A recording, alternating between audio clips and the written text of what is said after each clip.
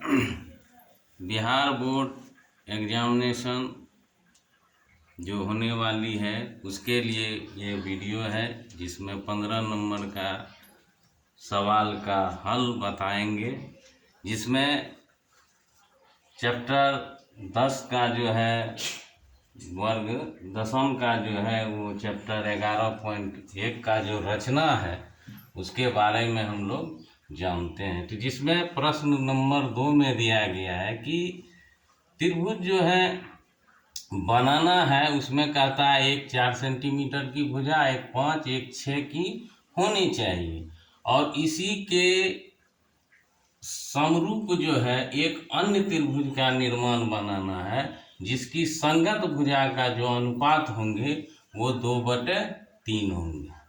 तो इसमें मुख्य चीज जो होते हैं ये हमको चाहिए, और ये भुजा का अनुपात चाहिए, इसके अलावा हमें कुछ नहीं चाहिए।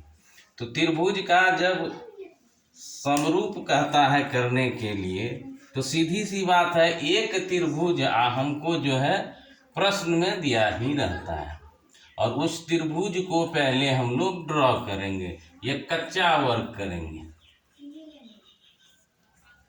तो कच्चा वर्क में जो आता है तो त्रिभुज तो पहले बना लेंगे, कोई भी किसी प्रकार का भी त्रिभुज बना लीजिए, कोई दिक्कत नहीं कच्चा वर्क में।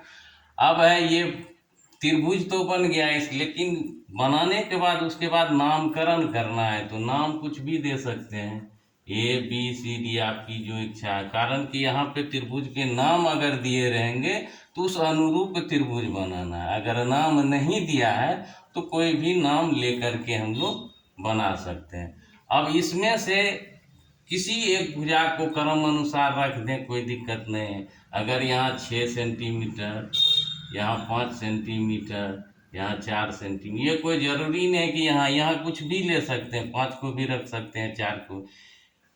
तो यहाँ पे हमारा फाइनल हो गया कि BC भुजा जो होगा 6 सेंटीमीटर चाहिए, और AC चाहिए 5 सेंटीमीटर, और AB चाहिए 4 सेंटीमीटर। तो अब इसकी रचना करना है, तो रचना के लिए सबसे पहले हम लोग रचना करते हैं, तो आधार की जरूरत होती है।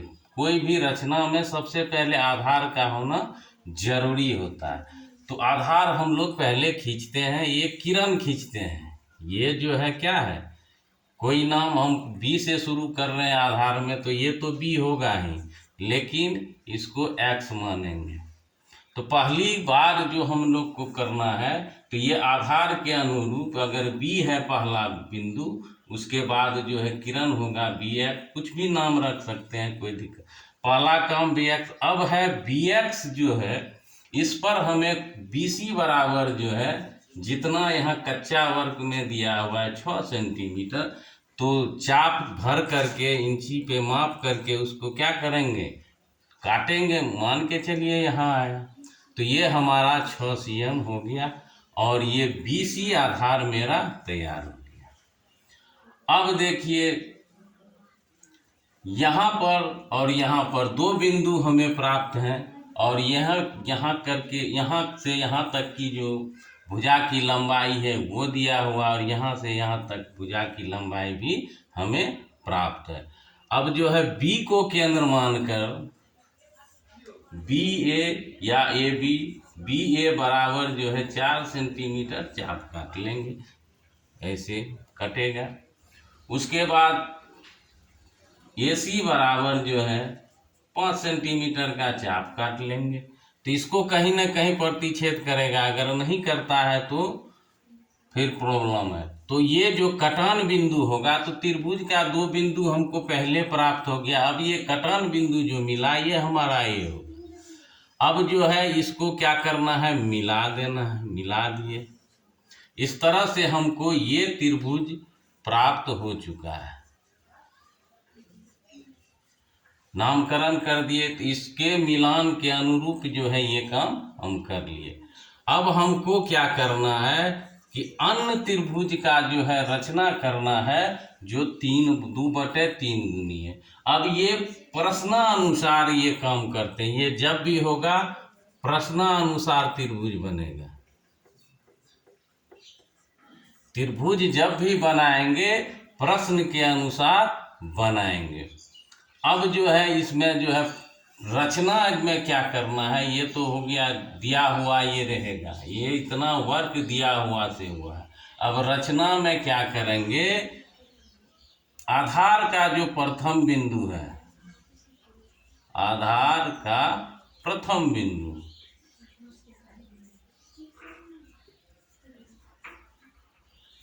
के नीचे न्यून कोण बनाना है। न्यून कोण 90 से छोटा, तो मान के चलिए ये हम न्यून कोण बनाए और किरण खींचे। न्यून कोण बनाना है तो यानी हम लोग क्या किए, बी वाई किरण खींचे, बी वाई किरण खींचे, ये करना है। उसके बाद 3 नंबर पे आता है, अब आता है ये अनुपात। यहाँ पे हमको मुख्य चीज है, अनुपात पे ध्यान रखना है। 2/3 है, तो अनुपात में 2/3 है, तो अर्थात ये बी वाई को 3 बराबर भाग में बांटना है।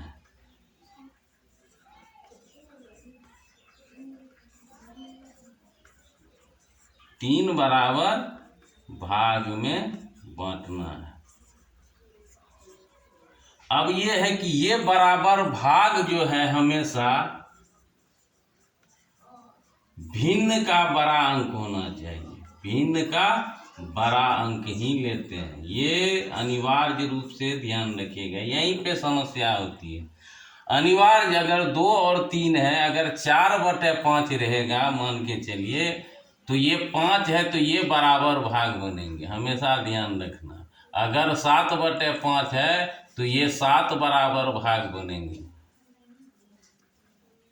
कहने का मतलब भिन्न में जो बड़ी संख्या मिलेगा उसी को बराबर भाग में हम लोग काटते हैं। तो यहाँ से जो है चाप पर जो है भर लेंगे अंदाज से, फिर यहाँ पे सुई रख के इतना बड़ा चाप लेना, फिर यहाँ सुई रखेंगे इतना, फिर सुई रखेंगे इतना, तो 3 1 2 3, तो इसका नामकरण दे देंगे B1 B2 B3। इस पर ध्यान देना है, ये बड़ा अंक यहाँ उपस्थित हुआ कि नहीं। अगर 2 3 में 3 बड़ा है तो इसमें ढूंढना है कि हमारा उपस्थित जो है 3 हुआ है कि नहीं, ये मिलान कर लेना है अनुपात से। ये आ गया 3 हो गया, उसके बाद आगे हमें नहीं जाना। ये बराबर भाग में हम बांट दिया। बांटने के बाद जो है अब मिलेगा कौन पहले, त्रिभुज के दूसरे बिंदु से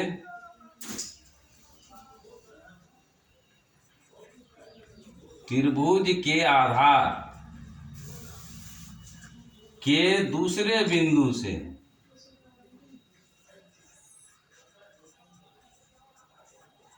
बिंदु से हमेशा